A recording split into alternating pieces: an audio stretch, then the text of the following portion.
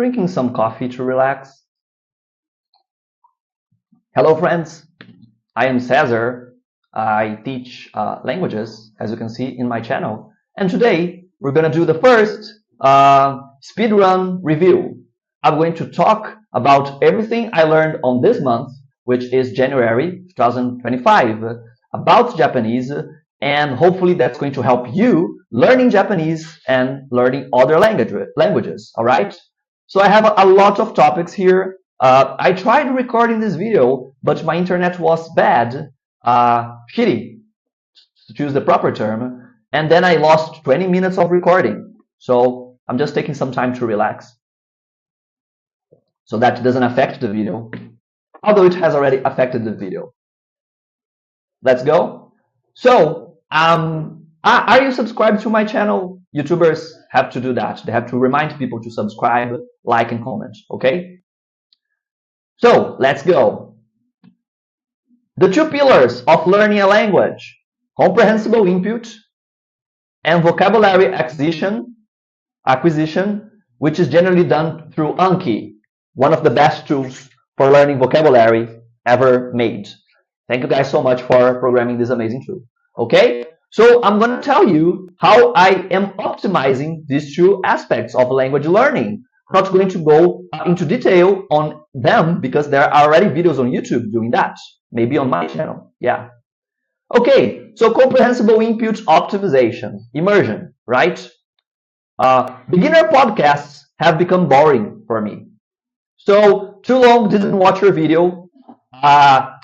Putting podcasts, even when you don't understand the language, for you to listen to while you do other stuff is an excellent way to acquire a new language. Because although it seems you're not learning a lot, you're subconsciously starting to create a language model in your head, right? You start with beginner podcasts, and then you move to more interesting content, right? More advanced content. And I have found that through learning 5 months of dedicated Japanese learning, beginner podcasts have become quite boring. What do I mean by that? I can't understand all of them. In fact, my comprehension of them is roughly 30% or less. But due to the fact that a lot of words are repeated, there are moments where I'm just not learning new vocabulary, which is making my time investment on these kind of comprehensible input sources not worth the price, right? So I've been listening to Japanese videos, like just videos in Japanese from like natives speaking random stuff. They are quite hard because most of the time I don't even know what they are talking about, the topic of the video, right? But that's why I watch them, because the potential for learning new vocabulary is huge, right? So comprehensible input, another tip would be, I found the sweet spot for comprehensible input. It's between 5% and 80%. If you only understand 5% of what you're listening to, it's damn frustrating and you stop. If you understand 80%, it's not frustrating, it's extremely rewarding and pleasant, but you're not learning a lot of vocabulary. So I think 50% to 10% would be the sweet spot if you want to use a comprehensible input to acquire new vocabulary. Okay? I found the perfect anime formula. What? Yeah. Some people on YouTube ask, should I watch anime without subtitles, with subtitles in English, or subtitles in Japanese? Right? I have found the answer by trying these 3 options, and I know what works for you if you're on my level, which would be like beginner level. And it is a topic for another video. I can give you a tip. Japanese without subtitles is extremely hard unless your Japanese is already intermediate. With English subtitles, you tend to pay attention too much at the English and not the Japanese. And with Japanese subtitles, it is easier, but your comprehension is still a bit low. So with that information, try to figure out what the formula is. Right? And lastly, listening to anime is better than podcasting for me, right? So just putting an anime on my cell phone and listening to it instead of listening to a podcast. So passive listening, right? Not paying attention, just like organizing my room. As you can see, I'm doing that quite often. Has been better than listening to podcasts for reasons I can speak about in a later video. All right? So Anki optimization, second topic, important topic. I went from doing 15 cards to doing 30 cards per day, new cards. How? Is that magic? No. I just stopped quizzing myself on kanji, right? My main problem with Japanese was that I was trying to learn kanji at the same time I was trying to learn vocabulary, which made vocabulary cards too hard. And how did I fix that? I put furigana on my cards. All the cards have the pronunciation. So semaru, to draw a line. See? Kiru, to cut. See? I don't have to remember the pronunciation. Oh, sorry, the reading of this kanji. I just absorb it passively and treat this as vocabulary. Does this decrease the amount of kanji I know and reading I know? Yes. And I have a solution for that, which I'm going to implement in my optimizing Anki flashcards for Japanese in other languages video, which I'm planning to record in the future. Okay? Cool. But that's one change I did, right? Stop like trying to learn kanji while you learn vocabulary. Just isolate the problem and learn vocabulary first. How did I come up with that solution? I did a test. I created 2 decks. One deck for vocabulary with kanji and one without kanji, and I checked the my performance on study, right? So just hopefully, if you're studying Japanese, I have given you a lot of more time in your life, because now you don't have to study for 2 hours to learn that, yes, maybe vocabulary cards only with kanji in the beginning are too hard. Don't do that, okay?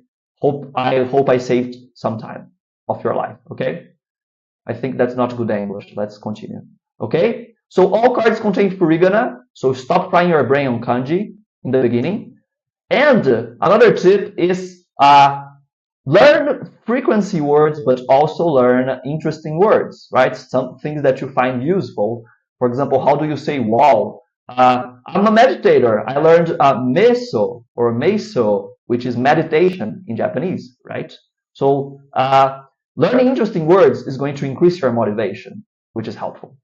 And I actually started learning Japanese in 2023, but I was pretty casual about it, so I don't count that as like learning Japanese time.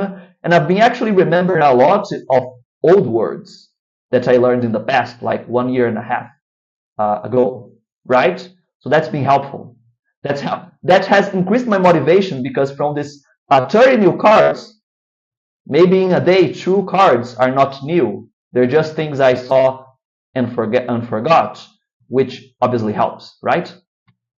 And this might be helpful for you. I actually did the math of how many new cards I need to learn per day. So I'm targeting 10,000 words, which would give me general fluency in most contexts, right?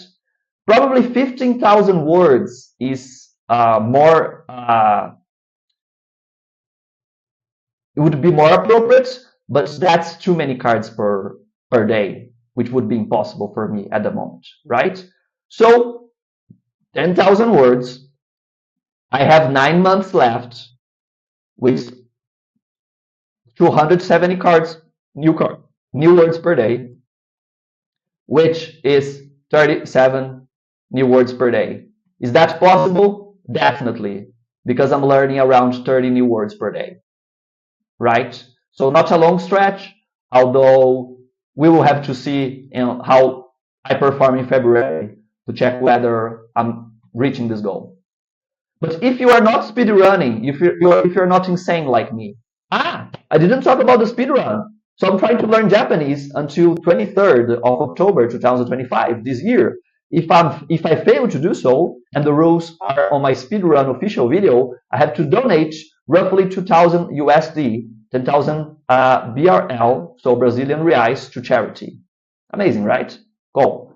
So if you're not speedrunning, if you're not crazy like me, 25 words per day, new words, is definitely doable, which means 6,000 words per year, right? Which means, wait, let's do the math again. So 20 times, oh, it's actually more. If you study every day, you can do 9,000 words per year, which means in 2 years, if you can follow this method or pace, you can definitely get fluent in Japanese. Cool? Obviously, depending on a range of factors, right? Because if you know 9,000 words and you don't know how they connect and relate to each other and the subtleties, then you don't know the language. And how do you learn that? Not through studying rules, comprehensible input. Okay? All right. And now we're going to do a sprint retro. What? I don't understand that, Cesar. I'm not a programmer. Cool. We're just going to do a retrospective and see what was good in this month and what was bad. So I am really glad about meeting new people and resources which have helped me not only learn more Japanese, but be happier about life and know more people, right? And I've also started recognizing the Japanese speech accents. In fact, whenever I study a new card, I am actually, I'm going to show you, right? So this is to cut. It's not kiru, it's kiru. It's kiru. Wait. Kiru. I thought it was kiru. It's kiru. I remember the meaning, but I forgot the pitch, so this word is not good. It is hard. Hataraku. To work. Hataraku. Let's see. Okay, remember the pitch, remembered the meaning. Pretty easy. I'm going to say easy. So this is my rule for vocabulary cards and pitch accents. If I forgot the pitch accent, hard. If I remembered it completely, easy. If I got it more or less correct, good. Okay? So I've been really confident with my pitch accents now, and that's been due to a range of factors, which I can explain in other video. Okay? I don't want this to pass 15 minutes. I'm really trying, but it is hard not to throw some random stuff just to make the video lighter, right? Because I tend to condense a lot of information into short bursts, and I find that if I just give you your brain some time to absorb that and talk about random stuff, that helps, right? Okay? So what am I mad about?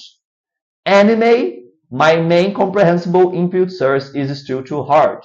Even using the golden anime formula I found, it's still too incomprehensible. I can only understand 10%, which means I have to resort to basic podcasts, beginner podcasts, or just like immersing myself in Japanese with anime and accepting that I don't understand much yet, which sometimes is frustrating. Sometimes I'm watching anime, 10 minutes pass, and I'm like, I'm losing my time. I'm gonna study Anki, right? That's how I procrastinate with Anki. That's the level of sociopathy I'm at right now. I hope you understand, okay? And reading has become my priority. The fact is, I already commented about that in another video, but I really like studying kanji. I found that fascinating. And I'm really interested in being able to read Japanese. So read novels, read anime, read books. And that demotivates me to pursue my speedrun. I already recorded a video about that, talking about how motivation is one of the key aspects, if not the key aspect of learning a new language. If you take one thing from this video is forget the whole video, get really motivated and use an inefficient method instead of using the most efficient methods and being not motivated enough about that, right?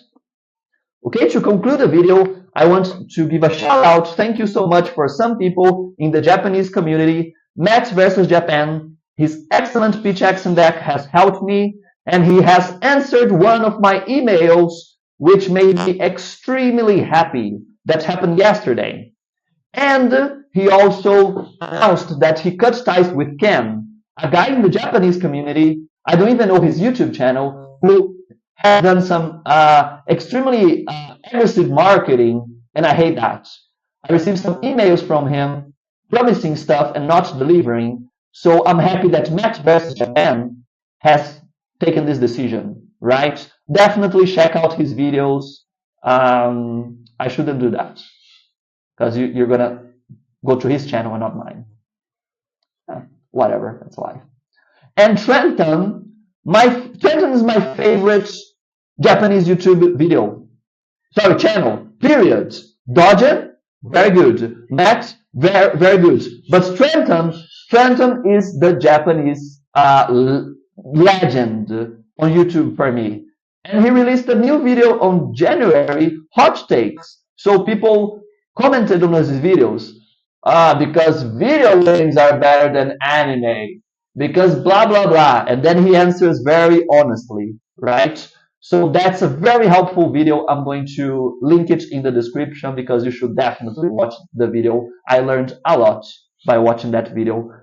Not only about Japanese, but also about language learning in general. I don't say that a lot on my channel because it sounds a bit obvious, but I am a professional language teacher. So I teach English. I could teach French if I got really into it, and I plan to teach Japanese in the future. I don't know when you're watching this, so maybe I am already teaching Japanese. We have to see. Okay, thank you so much for Marília, is a city in Brazil where I live, for the Nihongo community here. So I've met tons of interesting people and people who have helped me with Japanese because I have been more active in the Japanese learning community in my city. So that has made me really happy. I have to thank them profoundly, profusely, and other P words I will remember after stopping this video. And that's it. Okay?